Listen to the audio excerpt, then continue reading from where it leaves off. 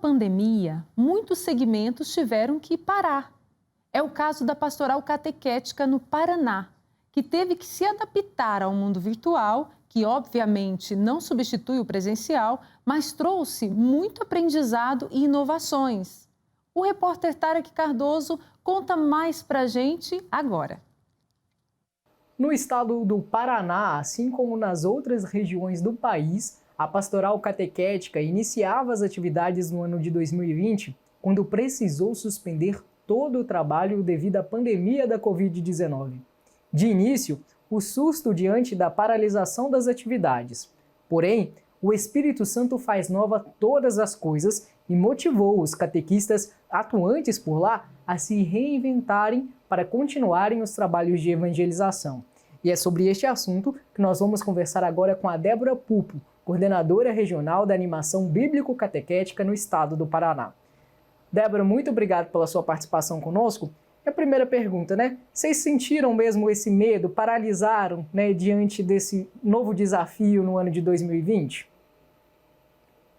Bem, antes de responder, gostaria de saudar a todos e a todas. Com certeza teremos catequistas nos acompanhando, nas mais diversas regiões. Essa modernidade da internet hoje também nos alcança em vários lugares, então a minha saudação a todos.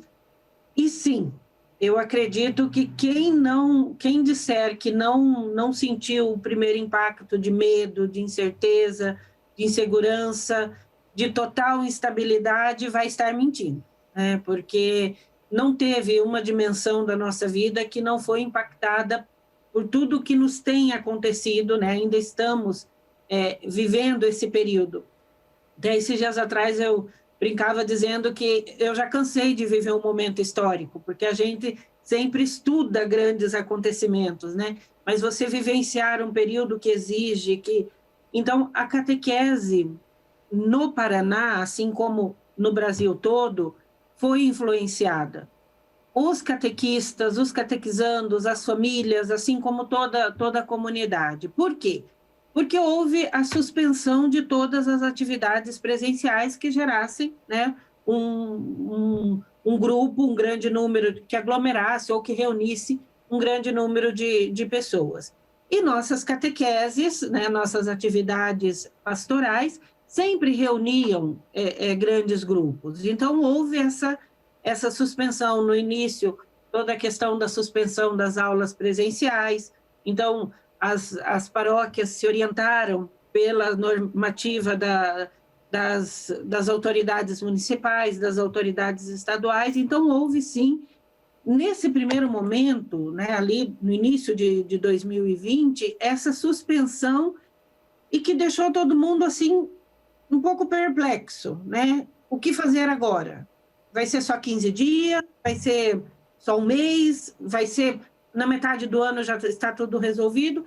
Então, no primeiro momento, podemos identificar, sim, o medo, e o medo que paralisa, Acho que não é falta de fé dizer isso.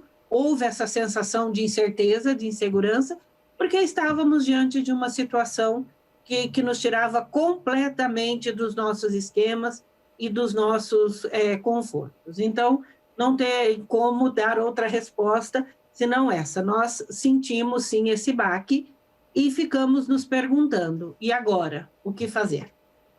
Débora, o livro dos Atos dos Apóstolos, ele narra que os discípulos, logo no cenário de Pentecostes, eles estavam recolhidos com medo, paralisados com medo, e logo depois vem Pentecostes.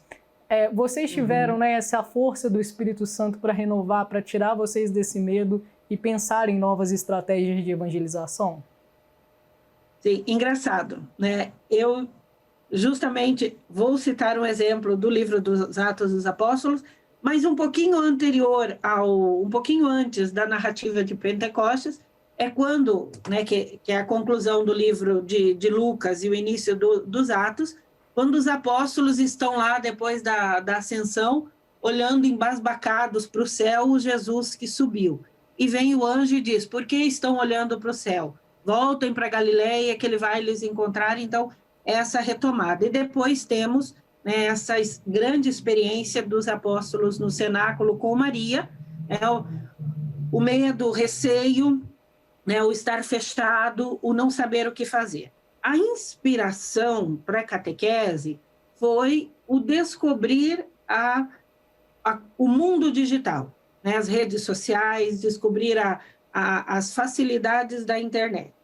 Então, passado um primeiro momento, né, essa instabilidade, como eu disse, essa insegurança, essa incerteza, começaram-se iniciativas, né, assim como as celebrações, assim como a atividade celebrativa das comunidades passou a ser online, então as celebrações da palavra, as celebrações eucarísticas, os momentos de oração passaram a ser transmitidos via internet, posso dizer assim, a catequese também foi aos poucos fazendo essa experiência. E Débora, quais foram os outros meios, né, de criatividade, além do digital, que vocês tiveram mais que pensar para usar essas ferramentas, né, para motivar para as crianças e também educar a catequese de jovens e adultos, né? Diante de tudo isso, algumas comunidades, por incrível que pareça, fizeram também um trabalho de ir ao encontro, né? Por exemplo, comunidades pequenas, que às vezes tinham 1 ou 2 catequizandos apenas, então, facilitar, levar alguma atividade, levar alguma mensagem, às vezes impressa. Teve até experiências, por incrível que pareça, de recuperar aquele belo costume, eu não vou dizer tão antigo, porque eu fiz muito isso e eu vou me sentir muito antiga, né? Eu não mas aquele costume de escrever cartas manuscritas, de enviar, de colocar lá na caixinha do correio, de imprimir atividades, de disponibilizar esses meios para que as crianças não ficassem distantes. Muitas famílias tiveram que assumir também esse papel de serem catequistas. Qual é a dica que você deixa para as famílias que assumiram esse papel? Onde que elas podem buscar orientações, formações? Isso é bom quando a família assume esse papel também junto com vocês?